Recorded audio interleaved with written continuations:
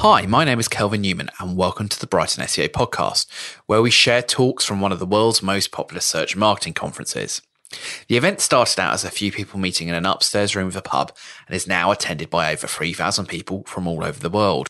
This episode is a recording of one of the speakers at a recent event.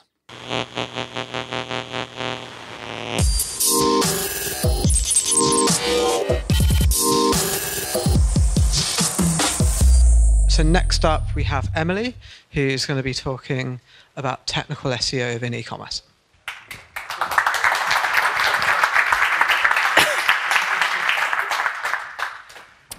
Yeah, so I'm going to talk to you today about technical SEO and e-commerce. This is kind of the important stuff for getting it right, actually, to get it right on your product feeds too. So this is an important stuff, and it follows on quite well from the stuff that the guys at Price Searcher were talking about. First thing is to start with infinite scroll to infinity and beyond. We all love a bit of infinite scroll. It's great, it lists all the products on one page, so it's great for US. It's really, really nice on mobile as well. And it's a really, really great way of showing pagination, so very, very popular. But we also see from an international perspective that actually it works really well when we go into other markets. So when we look at Asian websites, this is JD.com, which is one of the largest e-commerce websites in China. What we actually see is pages that scroll 7, 8, maybe 10 times. So as a result of which, infinite scroll will work really well in these marketplaces. But sometimes it goes wrong. You can end up in a situation where your pages are orphaned. Your content's not crawlable. That means that you're not getting rankings for all of your great products, and you're not getting sales because nobody can find you. Some people get it right. This is Tommy Hilfiger. Theirs is fantastic. They've got this button that comes up at the bottom, but actually if you keep scrolling, it will automatically load, or you can choose to press the button. Every single time you scroll down into a new page, they add a little parameter to the end of the page, which is scroll page equals 2, 3, 4, whatever that might be. What the user sees is that beautiful user experience of a continual list of products. Makes it really easy for them to navigate. What the search engine sees is a series of individual pages which can use the previous and next tags, it can have a canonical tag, and they can crawl and access every single one of Tommy's products. You can also do this via invisible pagination. So actually just show the pagination as normal, but don't change your URL, so you don't end up with a query string at the end of the URL. And just put pagination actually in the code of the page. Using the previous and next tags, Google will then be able to click on pages 3, 4, 5 of your list. This is Waterstones are doing this.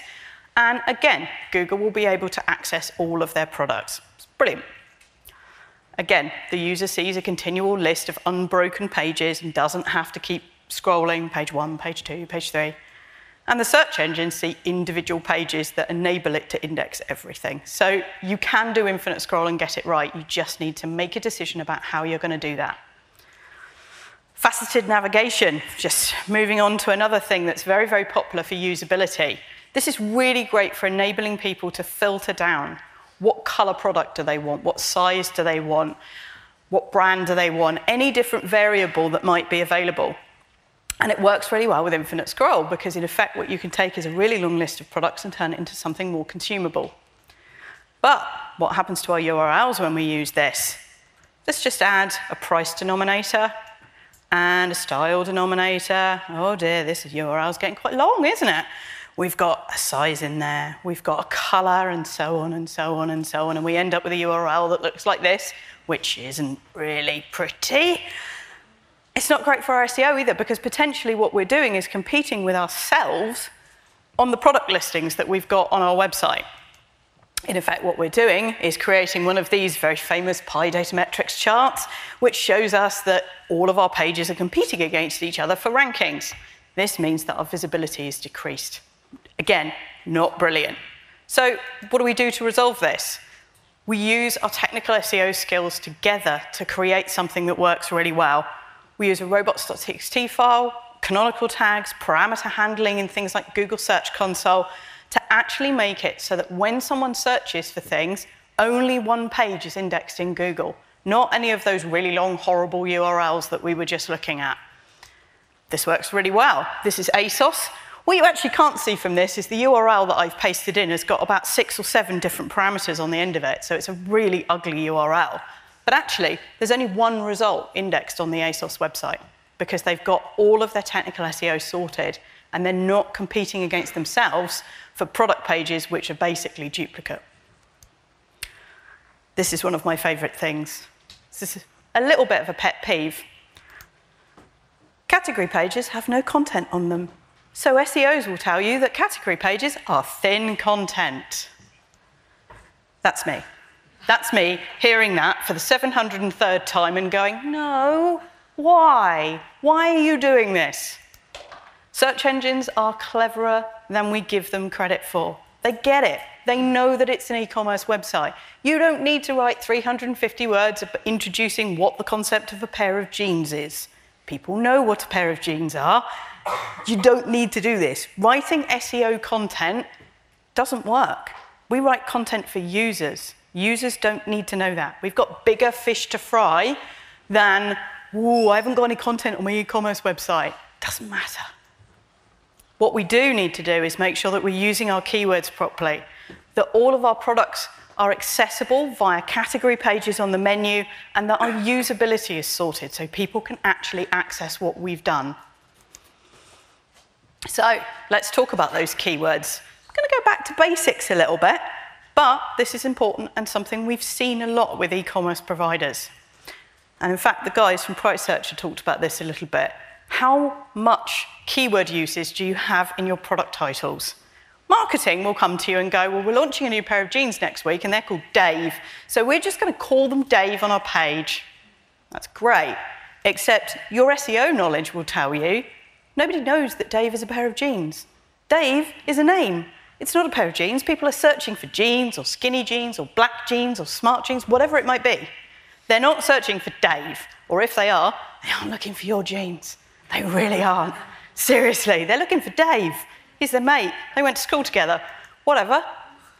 We've done lots of research across the globe in multiple countries and multiple different product categories. Generally, we tend to find that if people only use brand terms, like Dave, in their product listings, their average ranking is roughly 5. If they are using non-brand keywords, their rankings will increase. But if they're not, and they just use brand keywords, the average ranking is 33. So if you don't use non-brand keywords in your product descriptions, like jeans or skinny jeans, you're on page 4 or worse.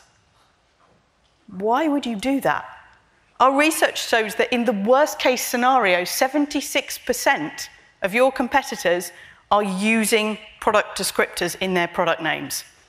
The guys from Price Searcher talked about the length of product names. 8 words. That's not just Dave. That's Dave Black Skinny Jeans, which is a thing that people are actually searching for. This is the best case scenario. The worst case scenario is about 95% of your competitors in different markets will be using descriptors to actually talk about what Dave is, rather than just saying Dave. You all know this. I'm kind of preaching to the choir. But what we need to do is sell it into our marketing teams. We need to get them on board. So how do we do that? We talk about keyword visibility. We also talk about what happens with our product feeds. If you don't have descriptive keywords in your product feeds, your PLAs won't perform very well in Google. It will also help marketplace performance. So if you're using Amazon or something like JD.com that I showed earlier in China, your feeds will perform better if you've got keywords in your product names. Let's try and get marketing on board, eh? Out-of-stock products. Such a popular question. What do I do when my products are out of stock? The number of options available to us. We all know this. We redirect to another product, a top-level page. We serve a broken page, or we keep the page live. Keeping a page live is always best for SEO. It maintains our authority, all of those nice links that we've managed to get, and it's a better user experience for the customer because they're not going back to a product and finding out, oh, we don't sell that anymore, you can't have it, sorry. anyone who's seen me talk before knows that I do Lego slides. I love Lego, I'm sorry, I just do. So mandatory Lego slides coming up. They keep their products live. Oh yes, Lego are doing something I like. This is great. So what they do on their product wall is they actually show that a product is retired. So you can still see it, you can still search for it, you can still go through to a page, but it's very, very clear, retired product. I can't buy this, it's not available, but it's still there. And then you go through to the actual product page, and again, it's a retired product. I can't buy it, but I can look at it. And then they start to give me other options. What are the other options we can do? Offer similar items. I'm sorry, the product you want is not available. These, I like it though. Would you like to buy those instead? That's great. Give them an option to sign up. The product's currently out of stock. Kind of in about 3 weeks' time, it'll probably be back. Give us your email address. Marketing will love that. And what we'll do is we'll pop you an email when it comes back in stock. I know that that's not actually acceptable for everyone. You may not be able to keep every product you've ever sold live. I get that. I'm not expecting you to come back to me in about 3 years' time and say, okay, so I've got 1 billion pages on my website, most of them are out of stock products. That's fine. What we do is we redirect to a similar product. So rather than saying, what about this product, just redirect to it. It's not ideal, but I do understand it's practical. Seasonal product changes can also impact your visibility. Once every 6 months, we go from fall winter to spring summer, and then back again to fall winter. This means that our product lines and our inventory will change once every 6 months. Flip-flops have disappeared, furry boots have come in stock. This is what can happen. This is a real-life example from a company who I'm not going to name because that's mean and horrible. And once every 6 months, whatever recovery they've done on their website disappears. Because once every 6 months, they change all of their products and everything goes away. This isn't great for us as SEOs because every time we make strides towards getting better traffic, we then lose it. And then we make strides and then we lose it. This is not good. This is a bad cycle. So what do we do? What do we do with our boots page when we're not selling boots because it's summer? Do we include years when we launch new products? We've just gone into fall winter. Do we include 2017 in the name of that page? What does that do to our SEO authority? Actually, what we should do is avoid naming conventions that use those years. Because in effect, any SEO authority that we get for our autumn-winter 2017 page this year isn't going to be there next year because next year our page will be called 2018, so it will be new. And what we need to do is think about keeping holding pages for those products that are currently out of stock. Set up a category page for jumpers when you're not selling jumpers. Just link to it somewhere like your HTML sitemap so it's not orphaned, and redirect all of the products to it. Just keep the landing page live saying, hey, we don't do jumpers at the moment. It's summer, you don't need a jumper. It's really warm. But what you can do is, again, give people an option to do an email. Hey, we're not selling jumpers at the moment. We've got a great range coming in fall winter. Why don't you fill in your email address and we'll pop you an email when they come in stock? It's great. Redirect all your product pages to this landing page and you're keeping some of your authority. You're not just losing it once every 6 months. Product options is something that drives me bonkers. When adding a product, don't add a brand new product page for every single product option. I have a jumper. It's available in 16 colours. I'll upload 16 pages, one for each colour. That's really bad user experience, as well as the fact that you're creating cannibalisation. You end up in a situation like this website where books are available as a paperback or a hardback or as an ebook or as an adult cover hardback, and each one of those options is a separate page. So when Google and the other search engines come to this website and say, which page shall I rank for Terry Pratchett, Interesting Times? I don't know. There's loads of them. Which one do I choose? Amazon get it right. Amazon have all of their product options on one page. This is the page for Interesting Times. I can choose when I'm here that I want to download a Kindle version. I was reading this when I put this presentation together. I did that. It was easy.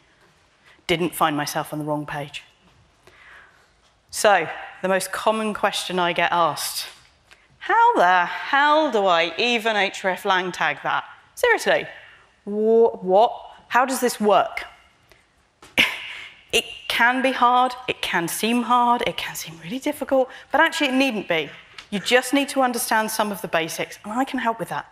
This is what I do every day. We're in e-commerce. Actually, let's be honest, the easiest way for us to do our hreflang tags is in our sitemap. It's not on our pages, because actually that gives us the opportunity to really screw it up. Let's just use our sitemaps, because they're automatic, they update themselves, it's great. What you can do with your sitemaps is it enables you to show when there's different products available. You're not going to have every product available in every country you go to. So it's easier to manage this in your sitemap. It's easier to manage that that pair of shoes went out of stock in Italy because everybody in Italy wanted to buy them. That's easier to manage in your sitemaps. And every single time we look at e-commerce websites, if we find issues with hreflang tags, they are greater, and there are a larger number of them if people have got their hreflang tags on their pages and not in their sitemaps. It just reduces your margin for error. So, I've talked about this before. Let's recap some of my hreflang tag tips to make sure that we're getting this right. We need to make sure that we do our language first and then our country. Don't put the country first. Don't just target a country. You can't do that. Make sure that you're not making up country or language options. Sometimes the country is different from the language. The language for Japan is JA. The country is JP. So the codes are different. It's not always going to be the same. There is no such language as Austrian. There is no such language as, I don't know, there's no country as Arabia. All of these different options that we have, we need to make sure we're getting them right.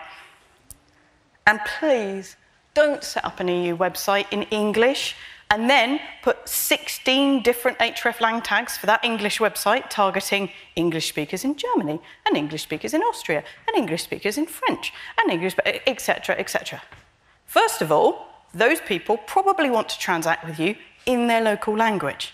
And second of all, Google can't geo-target one website and one page on that website to 18 countries. Just target EN. This is a website in English. That'll work. You don't need to do all of these different options. Don't forget the country that you're on. So we're in our sitemap. We're looking at the sitemap for Russia.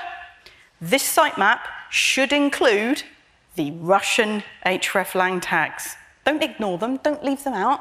If you do, they won't be understood as well. Yes, I know you've listed the Russian page at the top of the sitemap, and then you've gone into your XHTMLs. Fine. Still list Russia.